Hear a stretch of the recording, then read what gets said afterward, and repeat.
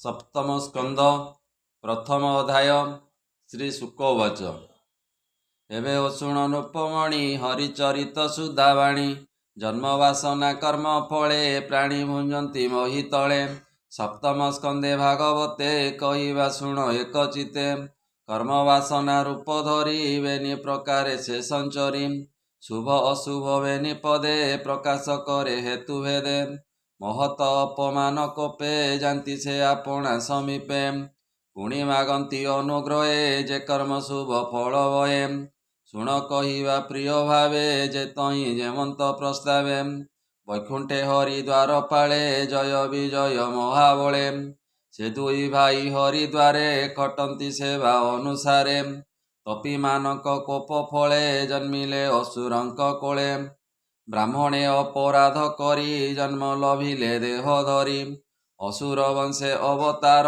हिरण्यकशिपु कुमार से प्रहल्लाद नर देहे नारद मुनि अनुग्रहे श्रीकृष्ण चरण कमले निश्चले भजी जोग बले जन्म वासना हेतु धरी विष्णु भक्ति हेतु करी विष्णु भक्त होई जेबे भक्ति करे सेहु भावे ताहाकु रखे भगवान न सये भक्त अपमान जय विजय बेनि भाई असुर कूले जन्म होई हरिंकी अपराध कले तृतीय जन्मे निस्तरिले एणु पंडित प्राणी माने मागंती अनुग्रह ध्याने यत्न करीण निरंतरे आत्मा को आपणे उधारे एभाव मुनि गणे चिंती भव सागरु तरी जाती हे आदि ग्रंथे तोते कही शुण परीक्ष मन देई असुर कूले देह बही जय विजय बेनि भाई विष्णु बहिरी निरंतरे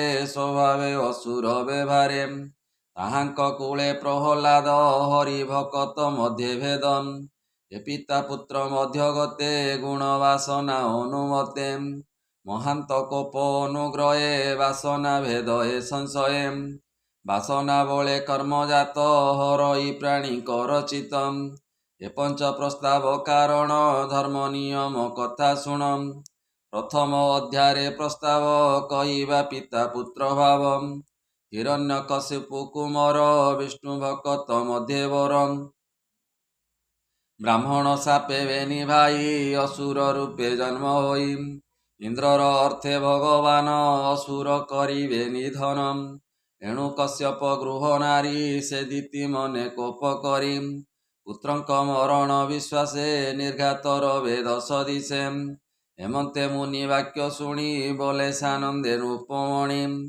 परीक्षित वाचन भमुनि शुण मो वचन जे हरि सर्व घटे सम प्रिय श्रुद प्राणी कर विशेषे शरण सोदरम से किंपा इंद्र कबलरे निर्दये असुर संहारे विषम मत एहांकर जे हरि भक्त सोदरम ए सुर गणक निमित्तरे निष्ठुर प्राय कर्म करे जे हरि सर्वजीव पति से किंपा विचारे अनीति अशेष जंतु हृदय ताई अंतरे समस्त देखई आत्मार निस्तारण करे से किंपा भेद को विचारे देव असुर तार देई सम विषम तार नाई स्वभावे त्रिगुण शरीर से निरंजन निराकार निर्गुण सत्य वेदपति सकल भूते तार स्थिति एणु गोविंद गुण कर्मे संशये मोर मति भ्रमे ए पूजई चरणे तुम्बर मोर संशय दूर कर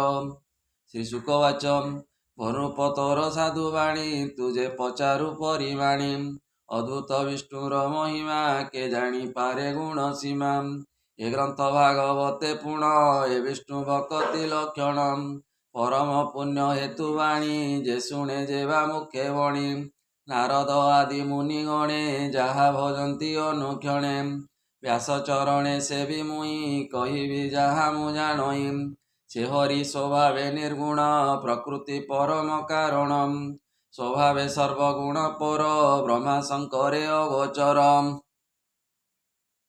से माया गुण आश्रय करी व्याध बाधक रूप धरी से तो तोर जतम गुण प्रकृति एहांक प्रमाण आत्मार गुण एनुअंती प्रकृति रूपे प्रकाशंती अदय ଉଦୟ ଅସ୍ତ ଏକାବେଳେ ନୁହନ୍ତି ସୂଚି ସଙ୍ଗ ବେଳେ।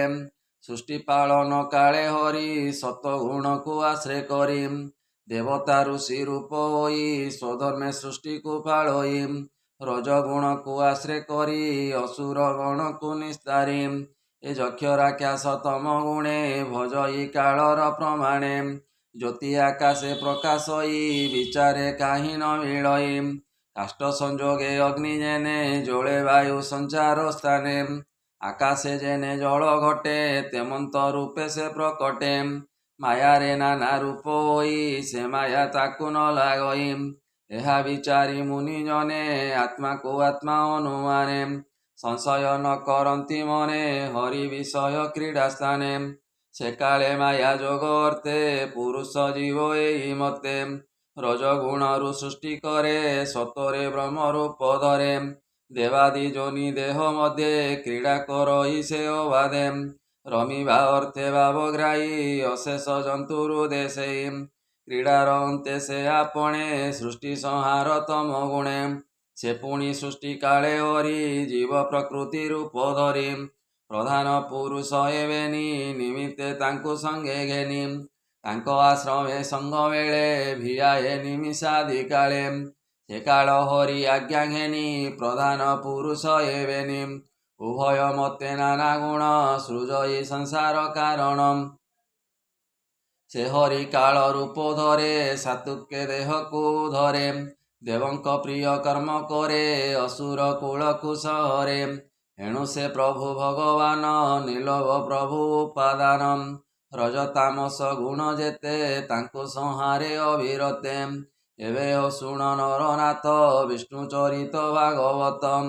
ତାହାଙ୍କ ମହିମା ବିଶେଷ ଶୁଣ କହିବା ଇତିହାସ। ରାଜୁଷି ଯଜ୍ଞ ସଭା ଅନ୍ତେ ଧର୍ମନନ୍ଦନର ଗ୍ରତେ।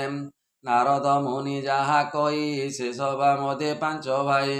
ଦେବକୀ ନନ୍ଦନର ତୁଲେ ରାଜା ମୁନିକୁ ପଚାରିଲେ। ସେ ସଭା ମଧ୍ୟେ ଧର୍ମବଳା ନୟନେ ଅଦ୍ଭୁତ ଦେଖିଲା। ଶିଶୁପାଳର ପଞ୍ଚପ୍ରାଣ ଗୋବିନ୍ଦେ ପଶିଲା ଶରଣ। ସଭାଜନକ ଦୃଷ୍ଟି ଆଗେ ଯେନେ ବିଜୁଳି କଳା ମେଘେ। ଯୁଧିଷ୍ଠିର ବାଚନ ଏ ଭମୁନି ଦୁର୍ଲଭ ଏ କଥା ଦେଖି ମୋ ମନେ ଗୁରୁ ବ୍ୟଥା। ଅଷ୍ଟାଙ୍ଗ ଯୋଗେ ମୁନିଗଣ ଚିନ୍ତନ୍ତି ଯାହାଙ୍କ ଚରଣ। ଏକାନ୍ତେ ଭକ୍ତି ଯୋଗ ଚିନ୍ତି ଯା ରୂପ କେହି ନ ଦେଖନ୍ତି। ଦେବଦାନବେ ଅଗୋଚର ଯେ ବ୍ରହ୍ମ ନିତ୍ୟ ନିରାକାର। ଏ ଦମ ଘୋଷର କୁମର ସ୍ୱଭାବେ ଦୁଷ୍ଟ ଦୁରାଚାର। କୃଷ୍ଣେ ଅନେକ ନିନ୍ଦା କଲା ସେ କିମ୍ପା କୃଷ୍ଣକୁ ପାଇଲା। ଏ ସଭା ଲୋକ ମଧ୍ୟେ ମୁଇଁ ତୁମ୍ଭର ଛାମୁରେ ପୁଛଇ। କହ ହେ କେବଳ କାରଣ ସକଳେ ଶୁଣନ୍ତୁ ପ୍ରମାଣ। ଏ ବିଷ୍ଣୁଙ୍କୁ ଦୁଷ୍ଟ ଜନ ମେଳେ ଯେବା ନିନ୍ଦନ୍ତି ଜ୍ଞାନ ଭୋଳେ। ସେ ପ୍ରାଣୀ ନରକେ ପଡ଼ନ୍ତି ମହାନ୍ତେ ମନ୍ତ କହନ୍ତି। ସେ ଦମ ଘୋଷ ସୁତ ବାଣୀ ସଭାରେ ଦନ୍ତ ବଜ୍ର ଶୁଣି। ସେହି ଅନେକ ନିନ୍ଦା କଲା ମତେ ତ ସନ୍ଦେହ ଲାଗିଲା। ଏବେ ନିଜନେ ନିନ୍ଦା କଲେ ସଭାର ମଧ୍ୟେ ଏକ ତୁଲେ। କୃଷ୍ଣଙ୍କୁ ନିନ୍ଦା କରି ତୁଣ୍ଡେ କିମ୍ପା ନଗଲେ ଯମ କୁଣ୍ଡେ। କେବଳ ହେତୁ ବେନିବିରେ ପଶିଲେ କୃଷ୍ଣର ଶରୀରେ। ଏବେ ଭ୍ରମଇ ମୋର ମନ ବନେ ଯେ ସନ ହୁତାସନ। କାରଣ କହ ମୁନି ମତେ ଶୁଣି ମୁଁ ଯିବହିଁ ପରତେ। ହେମନ୍ତ ରାଜା ବାକ୍ୟ ଶୁଣି ସାନନ୍ଦ ମନେ ବ୍ରହ୍ମ ମୁନି। କହନ୍ତି ରାଜାର ଗ୍ରତେ ସମସ୍ତେ ଶୁଣନ୍ତି ହେମନ୍ତେ। ନାରଦ ବାଚନ ଏ ଯାହାର ନିନ୍ଦା ସ୍ତୁତି ଅର୍ଥେ ମନୁଷ୍ୟ ଶରୀର ଜଗତେ। ପ୍ରକୃତି ପୁରୁଷ ସଂଯୋଗେ ଜନ୍ମ ହିଁ ଅବିବେକ ଭାବେ। ବଢ଼ଇ ହିଂସା ଅଭିମାନେ ଦ୍ୱନ୍ଦ୍ୱ କୁଟିଳ ଅବଧାନେ। ମୁହିଁ ମୋର ବୋଲି ଜାଣେ ଯାବତ ବସଇ ତ୍ରିଗୁଣେ। ଏ ମନୁଷ୍ୟ ସ୍ୱଭାବେ ମନ୍ତେ ସଂସାର ମଧ୍ୟେ ଛନ୍ତି ଯେତେ। ଆତ୍ମାଭିମାନେ ଦେହ ବହିଲୁ ଲୁବ୍ଧେ ପ୍ରାଣୀ ବଧ ହୋଇ। ସେ ପୁଣି କୈବଲ୍ୟ ଆସ୍ଥାନେ ନ ଖଟେ ଆତ୍ମା ଅନୁମାନେ। ହରି ବିଷୟ କଲେ ଯେତେ କୈବଲ୍ୟ ଲଭେ ପ୍ରାଣୀ ଅନ୍ତେ। କେ ଭଜେ ରିପୁ ଅନୁବନ୍ଧେ କେ ଅବା ମିତ୍ର ଭାବ ସାଧେ। କେ ଅବା ଭଜେ ତାକୁ ଡରେ କେ ଅବା ପ୍ରିୟ ଭାବ କରେ। କେ ଅବା ସ୍ନେହ ଚିତ୍ତ ଧରି କେ ଅବା ରୂପ ଚିନ୍ତା କରି। ସେ ସର୍ବଜନେ ଅନ୍ତକାଳେ ପଶନ୍ତି ଚରଣ କମଳେ। ନିତ୍ୟ ବୈରୀ ଭାବେ ଚିନ୍ତି ହରିକି ହେମନ୍ତ ଭଜନ୍ତି। ନିଶ୍ଚଳ ଯୋଗେ ଚିତ୍ତେ ଧ୍ୟାଇ ଯୋଗୀ ଏ ଲଭିବାର ପାଇଁ। ଏ ଭାବ ମୋର ନିତ୍ୟ ମନେ ଏବେ ଓ ଶୁଣ ସାବଧାନେ। ଭ୍ରମର କୀଟ କୀଟ ମାରେ ନେଇ ସ୍ଥାପଇ ନିଜ ଘରେ। ସେ କୀଟ ପ୍ରାଣ ଯିବା କାଳେ ଭ୍ରମର ଦେଖୁଥାଇ ଡୋଳେ। ଭ୍ରମର ଯୋଗେ ଭଏ ମରେ ତାର ସ୍ୱରୂପ ଅନ୍ତେ ଧରେ। ହେମନ୍ତ କୃଷ୍ଣର ବିଷୟ ମାୟା ମନୁଷ୍ୟ ନିଜ କାଏ। ବୈରୀପଣେ ତାକୁ ଭଜି ନିର୍ମଳ ହୃଦୟ ନିମଜି। ଏ ଘେନି କାମ କ୍ରୋଧ ଭଏ ଯେବା ଭଜନ୍ତି ମିତ୍ର ସ୍ନେହେ। କୃଷ୍ଣ ବିଷୟ ଚିତ୍ତ ଦେଇ ଅନେକ ଗଲେ ମୁଖ୍ୟ ହୋଇ। ଏ ଗୋପ ନଗରେ ଗୋପୀ ଯେତେ ବିଷ୍ଣୁଙ୍କୁ ଭଜି କାମ ଚିତେ। କଂସ ଯେ ନିତ୍ୟ ଭୟ କଲା ଅନ୍ତେ ସେ ଗୋବିନ୍ଦେ ପଶିଲା। କ୍ଷତ୍ରିୟ ଶିଶୁପାଳ ଆଦି କୃଷ୍ଣ ବିଷୟ ହୋଇ ବାଦି। ସମ୍ବଦେ ବୃଷ୍ଟି ବଂଶ ଯେତେ ଭଜନ୍ତି ଭାତୃସ୍ନେହେ ଚିତେ। ମୁଁ ତାର ଚରଣ କମଳେ ବକତି କରଇ ନିଶ୍ଚଳେ। ପୂର୍ବେ ବେନି ସତ୍ୟ ଯୁଗେ ନିତ୍ୟ ଭଜିଲେ ଶତ୍ରୁ ଭାବେ। ଏଣୁ ହରିଙ୍କୁ ନାନା ମତେ ଯେ ଭଜି ପାରେ ଦୃଢ଼ ଚିତେ। ନିର୍ଭୟ ଗୋବିନ୍ଦେ ପଶନ୍ତି ଜନ୍ମ ମରଣୁ ନିସ୍ତରନ୍ତି। ଯେ ଦମ ଘୋଷର କାମିନୀ ତୋର ମାତାର ଭଗିନୀ। ତାର ଉଦରୁ ବେନି ଭାଳ ଏ ଦନ୍ତ ବକ୍ର ଶିଶୁପାଳ। ପୂର୍ବେ ହରିଦ୍ୱାରେ ଥିଲେ ବ୍ରାହ୍ମଣେ ଅପରାଧ କଲେ। ଏବେ ନିଭାଇ ସହୋଦର ବିଷ୍ଣୁ ସେବକ ମଧ୍ୟବର। ମହାନ୍ତ ଅପରାଧ ଫଳେ ଜନ୍ମିଲେ ଅସୁରଙ୍କ କୂଳେ। ବ୍ରାହ୍ମଣେ ଅପରାଧ କଲେ ବ୍ରହ୍ମ ଋଷି ଏ ଶାପ ଦେଲେ। ଏ ଜନ୍ମେ ମନୁଷ୍ୟ ଶରୀରେ ପୁଣି ମିଳିଲେ ହରିଦ୍ୱାରେ। ଯୁଧିଷ୍ଠିର ବାଚ ଯେ ହରି ନାମ ଉଚ୍ଚାରନ୍ତି ସର୍ବସଙ୍କଟୁ ସେ ତରନ୍ତି। ଯେ ହରିଦ୍ୱାର ପାଳ ପଣେ ପାଦେ ସେ ପନ୍ତି ଅନୁକ୍ଷଣେ। ତାହାଙ୍କୁ କେବା ସାପ ଦେଲା ମୋତେ ତ ସନ୍ଦେହ ଲାଗିଲା। ସେ ବୈକୁଣ୍ଠ ପୁରେ ଥାନ୍ତି ସେ ତ ସଂସାରେ ନ ପଡ଼ନ୍ତି। ଦେହ ସମ୍ଭବ ଯହିଁ ନାହିଁ ସେ କିମ୍ପା ବହେ ନର ଦେଇ। ନିତ୍ୟ ହୋଇଲେ ଦୁରାଚାର ଏଣୁ ଏ ସଂଶୟ ଜାତ ମୋର। ଭମୁନି ବନ୍ଦେ ତୋ ଚରଣେ କହ ଏ କେବଳ କାରଣେ। ନାରଦ ବାଚ ଶୁଣ ରାଜନ ସାବଧାନେ ଯେ କଥା ବିଷ୍ଣୁର ଭୁବନେ। ଏ ବ୍ରହ୍ମାର ପୁତ୍ରେ ବେଦବାଦୀ ସନକ ସନାତନ ଆଦି। ସେ ଚାରି ଭାଇ ଏକ ଦିନେ ଭ୍ରମନ୍ତି ଏ ତିନି ଭୁବନେ। ପୁଣି ସେ ଅନ୍ତରିକ୍ଷେ ଗଲେ ବିଷ୍ଣୁର ଭୁବନେ ମିଳିଲେ। ଏ ପ୍ରବେଶ ହୋଇ ଦ୍ୱାର ଦେଶେ ବିଷ୍ଣୁର ଦର୍ଶନ ଲାଳସେ। ଏ ଜ୍ୟେଷ୍ଠ ଅଟନ୍ତି ସେହିମାନେ ମରିଚି ଆଦି ମୁନି ଗଣେ। ଏ 5 ବରଷ ବାଳ ପୋଏ ସର୍ବେ ଦିଶନ୍ତି ଏକ ପ୍ରାୟ। ଏ ବାଳ ସ୍ୱଭାବେ ଦିଗମ୍ବର ସ୍ୱଭାବେ ବ୍ରହ୍ମାଙ୍କ କୁମର।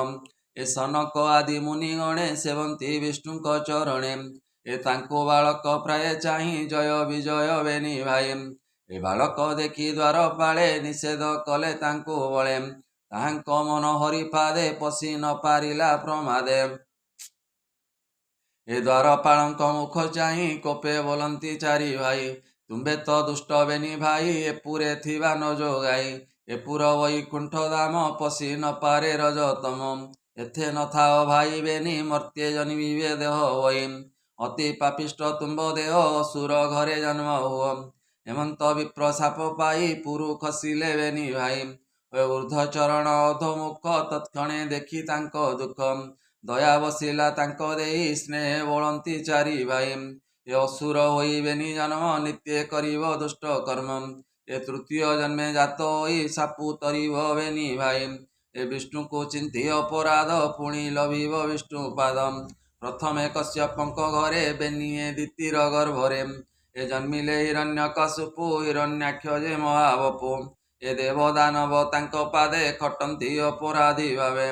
ହିରଣ୍ୟାକ୍ଷର ଗର୍ଭ ଭରେ ମଇ କମ୍ପଇ ଥର ହରେ। ସେ କଷ୍ଟ ହରି ନ ସହିଲେ ଶୁକର ରୂପକୁ ଧଇଲେ। ଏ ଧରଣୀ ଉଦାହରଣ ପାଇଁ ବରୁଣ ପୁରେ ହେଲେ ଯାଇ। ସେ ଦୁଷ୍ଟ ହିରଣ୍ୟାକ୍ଷ ବୀର ଅସୀମ ବଳ ଅଟେ ଯାର। ଏ ବରାହ ରୂପ ଦେଖି କୋପେ ମିଳିଲା ଗୋବିନ୍ଦ ସମୀପେ। ଅନେକ ଗଦା ଯୁଦ୍ଧ କଲା ସବଦେ ଭୁବନ କମ୍ପିଲା। ଏ ବିଷ୍ଣୁର ଗଦା ଘାତ ବଳେ ପ୍ରାଣ ଛାଡ଼ିଲା ରସା ତଳେ। ଏ ହିରଣ୍ୟକଶିପୁର ସୁତ ପ୍ରହ୍ଲାଦ ଗୋବିନ୍ଦଙ୍କ ଭକ୍ତ। ତାକୁ ଅନେକ ଦୁଃଖ ଦେଇ ବିଷ୍ଣୁ ଭଜନ ନ ସହି। ପୁଣି ସେ ବିଷ୍ଣୁ ଭକ୍ତି ବଳେ ଅଜୟ ଏବଂ ହି ମଣ୍ଡଳେ। ଏ ତାକୁ ଅନେକ ଦୁଃଖ ଦେଲା କେବେ ହେ ମାରି ନ ପାରିଲା। ଏ ନୃସିଂହ ରୂପ ଧରି ହରି ହିରଣ୍ୟକଶିପୁ ବିଦାରେ। ଏ ଦେବତା ହିତକୁ ସାଧିଲେ ନିଜ ପୁରକୁ ଚଳିଗଲେ। ଏ ପୁଣି ରାକ୍ଷସ କୂଳେ ଜାତ ବିଶ୍ରବା ଗୃହେ ବେନି ଭ୍ରାତ। ଏ ନିକଷା ଗର୍ଭେ ହୋଇ ଜନ୍ମ ଅନେକ କଲେ ମନ୍ଦ କର୍ମ। ଏ ରାବଣ କୁମ୍ଭକର୍ଣ୍ଣ ରୂପେ ତ୍ରୈଲୋକ୍ୟ ବଶ କଲେ ଦର୍ପେ। ତାହାକୁ ରାମ ରୂପେ ମାରି ରାକ୍ଷସ ଜନ୍ମରୁ ଧାରି। ସେ ରାମଚରିତକୁ ସୁଖେ ଶୁଣିଲୁ ମାରକଣ୍ଡ ମୁଖେ। ପୁଣି ସେ ମହି ତଳେ ଜାତ ତୋ ମାତା ଭଗିନୀର ସୁତ। ଏବେ ତୋ ଯଜ୍ଞ ସଭା ମଧ୍ୟରେ ବିଷ୍ଣୁଙ୍କୁ ନିନ୍ଦେ ଅପ୍ରବାଦେ। ଏ ବିଷ୍ଣୁର ଚକ୍ରେ ଛିନ୍ନ ହୋଇ ମୁଖ୍ୟ ପାଇଲେ ବେନି ଭାଇ। ଏ ବୈରୀ ଭାବେ ତତ୍ତ୍ୱ ଧ୍ୟାନ ତେଣୁ ପାଇଲେ ତତ୍ତ୍ୱ ଜ୍ଞାନ। ଏ ତୃତୀୟ ଜନ୍ମେ କ୍ଷୟ ପାଇ ଜୟ ବିଜୟ ବେନି ଭାଇ। ପୁଣି ମିଳିଲେ ନିଜ ପୁରେ ବିଷ୍ଣୁର ବୈକୁଣ୍ଠ ଦୁଆରେ।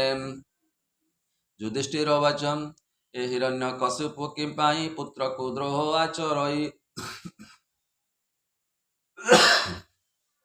ଏ ଅସୁରେ ଜାତ ପ୍ରହ୍ଲାଦ କିମ୍ପା ଭଜିଲା ବିଷ୍ଣୁ ପାଦ। ଏ ବୋଲଇ ଦାସ ଜଗନ୍ନାଥ ନାରଦ ଆଗେ କୁନ୍ତି ସୁତ। ସଭାର ମଧ୍ୟରେ ପଚାରିଲା ଯେ ଭାଗବତ ବିଷ୍ଣୁ ଲୀଳା। ସପ୍ତମ ସ୍କନ୍ଧେ ହରିବାଣୀ ଶୁଣି ସଂସାରୁ ତର ପ୍ରାଣୀ। ଇତି ଶ୍ରୀମଦ୍ଭାଗବତେ ମହାପୁରାଣେ ପାରମହଂସ୍ୟାଂ ସହିତାଂ ବୟାସିକ୍ୟାଂ ସପ୍ତମ ସ୍କନ୍ଧେ ଜୟ ବିଜୟ ପ୍ରଶ୍ନ କଥନେ ନାମ ପ୍ରଥମ ଅଧ୍ୟାୟ। बोल आनंदे कवार हरि हरि बोल।